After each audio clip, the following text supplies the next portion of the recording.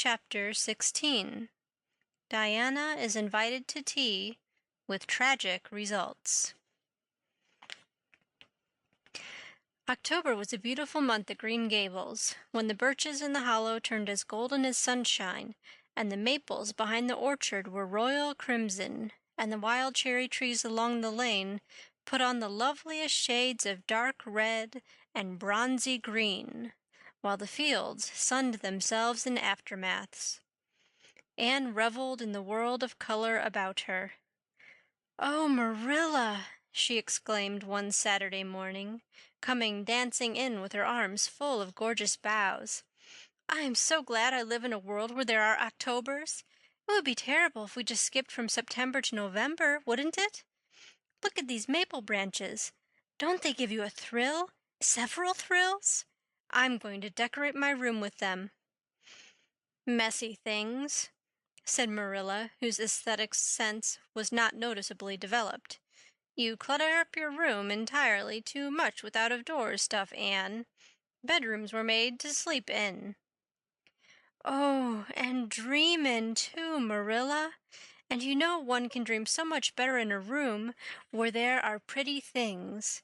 I'm going to put these boughs in the old blue jug and set them on my table." "Mind you don't drop leaves all over the stairs, then. I'm going to a meeting of the Aid Society in Carmody this afternoon, Anne, and I won't likely be home before dark. You'll have to get Matthew and Jerry their supper, so mind you don't forget to put the tea to draw until you sit down at the table as you did last time." "It was dreadful of me to forget," said Anne apologetically. "But that was the afternoon I was trying to think of a name for Violet Vale, and it crowded other things out. Matthew was so good. He never scolded a bit. He put the tea down himself and said we could wait a while as well as not. And I told him a lovely fairy story while we were waiting, so he didn't find the time long at all. It was a beautiful fairy story, Marilla. I forgot the end of it, so I made up an end for it myself, and Matthew said he couldn't tell where the join came in."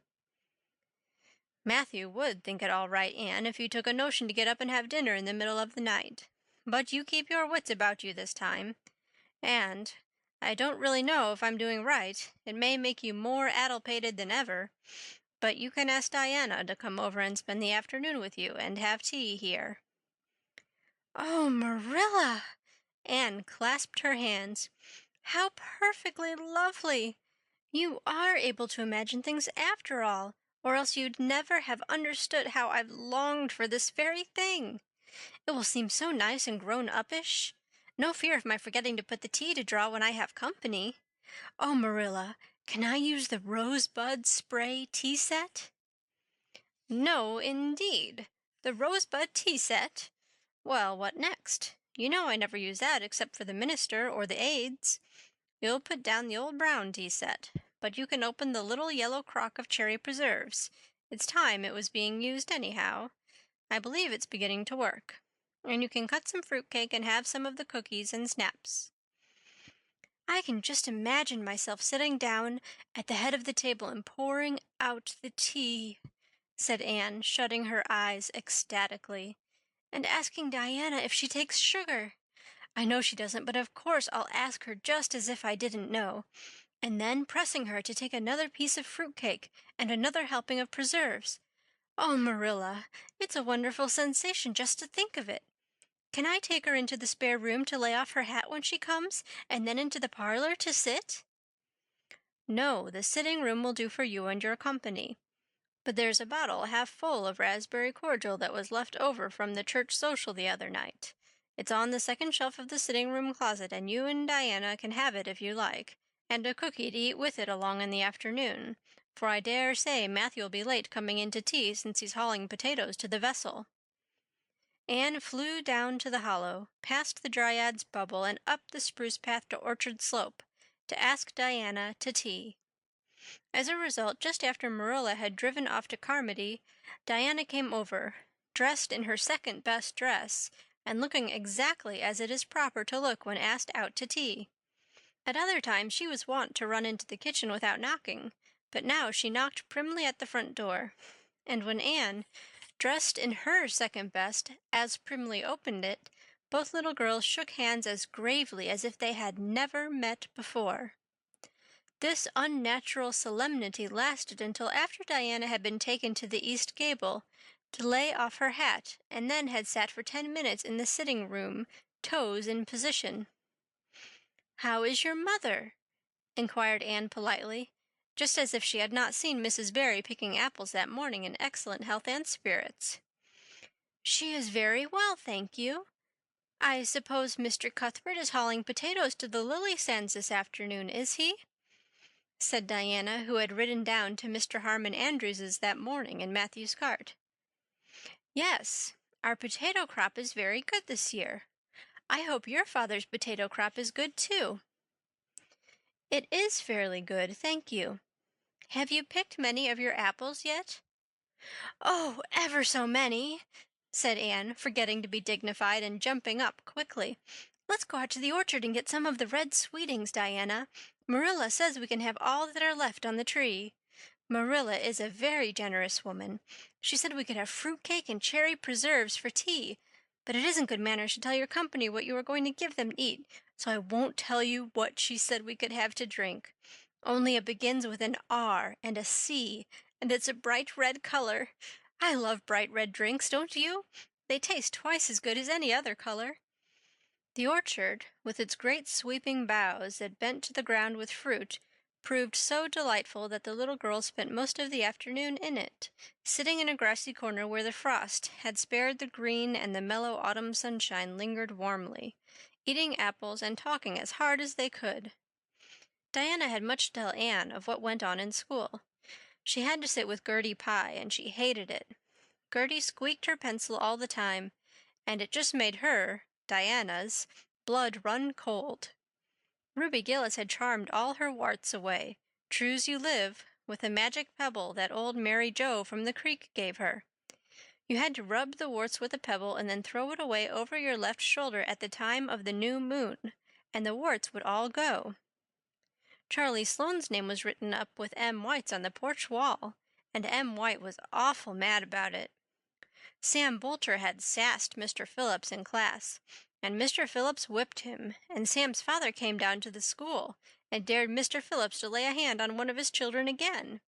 And Mattie Andrews had a new red hood and a blue crossover with tassels on it, and the airs she put on about it were perfectly sickening. And Lizzie Wright didn't speak to Mamie Wilson because Mamie Wilson's grown-up sister had cut out Lizzie Wright's grown-up sister with her bow. And everybody missed Anne so, and wished she'd come to school again, and Gilbert Blythe. But Anne didn't want to hear about Gilbert Blythe. She jumped up hurriedly and said suppose they go in and have some raspberry cordial. Anne looked on the second shelf of the sitting-room pantry, but there was no bottle of raspberry cordial there. Search revealed it away back on the top shelf. Anne put it on a tray and set it on the table with a tumbler. "Now please help yourself, Diana," she said politely. "I don't believe I'll have any just now. I don't feel as if I wanted any after all those apples." Diana poured herself out a tumblerful, looked at its bright red hue admiringly, and then sipped it daintily. "That's awfully nice raspberry cordial, Anne," she said. "I didn't know raspberry cordial was so nice." "I'm real glad you like it. Take as much as you want. I'm going to run out and stir the fire up. There are so many responsibilities on a person's mind when they're keeping house, isn't there?" When Anne came back from the kitchen, Diana was drinking her second glassful of cordial, and, being entreated thereto by Anne, she offered no particular objection to the drinking of a third. The tumblerfuls were generous ones, and the raspberry cordial was certainly very nice. "The nicest I ever drank," said Diana. "It's ever so much nicer than Mrs. Lynde's, although she brags of hers so much. It doesn't taste a bit like hers." "I should think Marilla's raspberry cordial would probably be much nicer than Mrs. Lynde's," said Anne loyally. "Marilla is a famous cook. She's trying to teach me to cook, but I assure you, Diana, it is uphill work. There's so little scope for imagination in cookery. You just have to go by rules. The last time I made a cake, I forgot to put the flour in. I was thinking the loveliest story about you and me, Diana. I thought you were desperately ill with smallpox, and everybody deserted you. But I went boldly to your bedside and nursed you back to life. And then I took the smallpox and died, and I was buried under those poplar trees in the graveyard, and you planted a rose bush by my grave and watered it with your tears. And you never, never forgot the friend of your youth who sacrificed her life for you. Oh, it was such a pathetic tale, Diana. The tears just rained down over my cheeks while I mixed the cake. But I forgot the flour, and the cake was a dismal failure. Flour is so essential to cakes, you know. Marilla was very cross, and I don't wonder. I'm a great trial to her. She was terribly mortified about the pudding sauce last week. We had a plum pudding for dinner on Tuesday, and there was half the pudding and a pitcherful of sauce left over. Marilla said there was enough for another dinner and told me to set it on the pantry shelf and cover it. I meant to cover it just as much as could be, Diana, but when I carried it in, I was imagining I was a nun. Of course I'm a Protestant, but I imagined I was a Catholic, taking the veil to bury a broken heart in cloistered seclusion. And I forgot all about covering the pudding sauce. I thought of it next morning and ran to the pantry. Diana, fancy if you can my extreme horror at finding a mouse drowned in that pudding sauce. I lifted the mouse out with a spoon and threw it out in the yard, and then I washed the spoon in 3 waters. Marilla was out milking, and I fully intended to ask her when she came in if I'd give the sauce to the pigs. But when she did come in, I was imagining that I was a frost fairy going through the woods, turning the trees red and yellow, whichever they wanted to be. So I never thought about the pudding sauce again, and Marilla sent me out to pick apples. Well, Mr. and Mrs. Chester Ross from Spencervale came here that morning. You know they are very stylish people, especially Mrs. Chester Ross. When Marilla called me in, dinner was all ready and everybody was at the table. I tried to be as polite and dignified as I could be, for I wanted Mrs. Chester Ross to think I was a ladylike little girl, even if I wasn't pretty. Everything went right until I saw Marilla coming with the plum pudding in one hand and the pitcher of pudding sauce warmed up in the other. Diana, that was a terrible moment. I remembered everything, and I just stood up in my place and shrieked out, Marilla, you mustn't use that pudding sauce. There was a mouse drowned in it, and I forgot to tell you before. Oh, Diana, I shall never forget that awful moment if I live to be 100. Mrs. Chester Ross just looked at me, and I thought I would sink through the floor with mortification. She is such a perfect housekeeper, and fancy what she must have thought of us. Marilla turned red as fire, but she never said a word then. She just carried sauce and pudding out and brought in some strawberry preserves. She even offered me some, but I couldn't swallow a mouthful. It was like heaping coals of fire on my head. After Mrs. Chester Ross went away, Marilla gave me a dreadful scolding. Why, Diana, what is the matter? Diana had stood up very unsteadily. Then she sat down again, putting her hands to her head. I'm awful sick, she said, a little thickly. I must go right home. Oh, you mustn't dream of going home without your tea, cried Anne in distress. I'll get it right off. I'll go and put the tea down this very minute. I must go home, repeated Diana, stupidly but determinedly. Let me get you a lunch, anyhow, implored Anne. Let me give you a bit of fruit cake and some of the cherry preserves. Lie down on the sofa for a little while and you'll be better. Where do you feel bad? I must go home, said Diana, and that was all she would say. In vain Anne pleaded. I never heard of company going home without tea, she mourned. Oh, Diana, do you suppose that it's possible you're really taking the smallpox? If you are, I'll go and nurse you. You can depend on that. I'll never forsake you. But I do wish you'd stay till after tea. Where do you feel bad? I'm awful dizzy, said Diana. And indeed she walked very dizzily. Anne, with tears of disappointment in her eyes, got Diana's hat and went with her as far as the Barry yard fence. Then she wept all the way back to Green Gables, where she sorrowfully put the remainder of the raspberry cordial back into the pantry and got tea ready for Matthew and Jerry, with all the zest gone out of the performance. The next day was Sunday, and as the rain poured down in torrents from dawn till dusk, Anne did not stir abroad from Green Gables. Monday afternoon Marilla sent her down to Mrs. Lynde's on an errand. In a very short space of time Anne came flying back up the lane with tears rolling down her cheeks. Into the kitchen she dashed and flung herself face downward on the sofa in an agony. "Whatever has gone wrong now, Anne?" queried Marilla, in doubt and dismay. "I do hope you haven't gone and been saucy to Mrs. Lynde again." No answer from Anne, save more tears and stormier sobs. "Anne Shirley, when I ask you a question I want to be answered. Sit right up this very minute and tell me what you're crying about." Anne sat up, tragedy personified. "Mrs. Lynde was up to see Mrs. Barry today, and Mrs. Barry was in an awful state," she wailed. "She says that I set Diana drunk Saturday and sent her home in a disgraceful condition. And she says I must be a thoroughly bad, wicked little girl, and she's never, never going to let Diana play with me again. Oh, Marilla, I'm just overcome with woe." Marilla stared in blank amazement. "Set Diana drunk?" she said when she found her voice. "Anne, are you or Mrs. Barry crazy? What on earth did you give her?"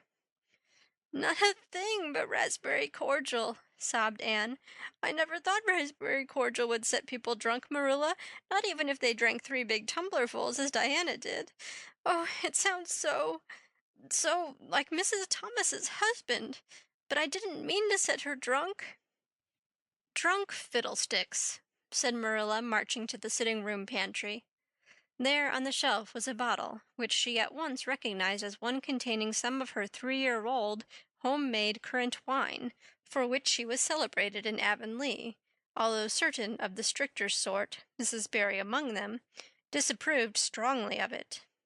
And at the same time Marilla recollected that she had put the bottle of raspberry cordial down in the cellar, instead of in the pantry, as she had told Anne. She went back to the kitchen with the wine bottle in her hand. Her face was twitching in spite of herself. "Anne, you certainly have a genius for getting into trouble. You went and gave Diana currant wine instead of raspberry cordial. Didn't you know the difference yourself?" "I never tasted it," said Anne. "I thought it was the cordial. I meant to be so hospitable. Diana got awfully sick and had to go home. Mrs. Barry told Mrs. Lynde she was simply dead drunk. She just laughed silly-like when her mother asked her what was the matter and went to sleep and slept for hours. Her mother smelled her breath and knew she was drunk. She had a fearful headache all day yesterday. Mrs. Barry is so indignant. She will never believe but what I did it on purpose." "I should think she would better punish Diana for being so greedy as to drink 3 glassfuls of anything," said Marilla shortly. "Why, 3 of those big glasses would have made her sick even if it had only been cordial. Well, this story will be a nice handle for those folks who are so down on me for making currant wine, although I haven't made any for 3 years, ever since I found out that the minister didn't approve. I just kept that bottle for sickness. There, there, child, don't cry. I can't see as you were to blame, although I'm sorry it happened so." "I must cry," said Anne. "My heart is broken. The stars in their courses fight against me, Marilla. Diana and I are parted forever. Oh, Marilla, I little dreamed of this when first we swore our vows of friendship." "Don't be foolish, Anne. Mrs. Barry will think better of it when she finds out you're not really to blame. I suppose she thinks you've done it for a silly joke or something of that sort. You'd best go up this evening and tell her how it was." "My courage fails me at the thought of facing Diana's injured mother," sighed Anne. "I wish you'd go, Marilla. You're so much more dignified than I am. Likely she'd listen to you quicker than to me." "Well, I will," said Marilla, reflecting that it would probably be the wiser course. "Don't cry any more, Anne. It will be all right." Marilla had changed her mind about its being all right by the time she got back from Orchard Slope. Anne was watching for her coming and flew to the porch door to meet her. "Oh, Marilla, I know by your face that it's been no use," she said sorrowfully. "Mrs. Barry won't forgive me?"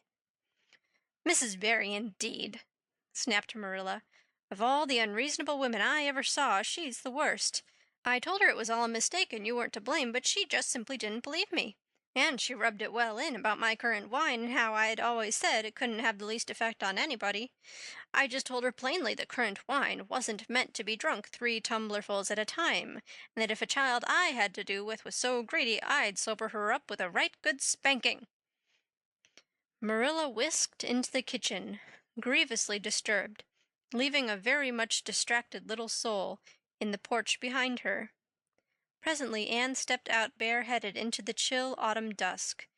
Very determinedly and steadily she took her way down through the sere clover field, over the log bridge, and up through the spruce grove, lighted by a pale little moon hanging low over the western woods.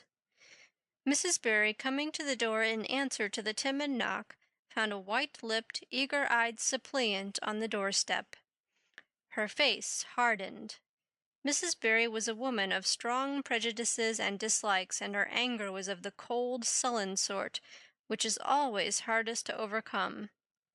To do her justice, she really believed Anne had made Diana drunk out of sheer malice prepense, and she was honestly anxious to preserve her little daughter from the contamination of further intimacy with such a child. "What do you want?" she said stiffly. Anne clasped her hands. "Oh, Mrs. Barry, please forgive me. I did not mean to intoxicate Diana. How could I? Just imagine if you were a poor little orphan girl that kind people had adopted, and you had just one bosom friend in all the world. Do you think you would intoxicate her on purpose? I thought it was only raspberry cordial. I was firmly convinced it was raspberry cordial. Oh, please don't say that you won't let Diana play with me any more. If you do, you will cover my life with a dark cloud of woe." This speech, which would have softened good Mrs. Lynde's heart in a twinkling, had no effect on Mrs. Barry, except to irritate her still more. She was suspicious of Anne's big words and dramatic gestures, and imagined that the child was making fun of her. So she said, coldly and cruelly, "I don't think you are a fit little girl for Diana to associate with. You'd better go home and behave yourself." Anne's lip quivered. "Won't you let me see Diana just once to say farewell?" she implored. "Diana has gone over to Carmody with her father," said Mrs. Barry, going in and shutting the door. Anne went back to Green Gables, calm with despair. "My last hope is gone," she told Marilla. "I went up and saw Mrs. Barry myself, and she treated me very insultingly. Marilla, I do not think she is a well-bred woman. There is nothing more to do except to pray, and I haven't much hope that that'll do much good, because, Marilla, I do not believe that God himself can do very much with such an obstinate person as Mrs. Barry."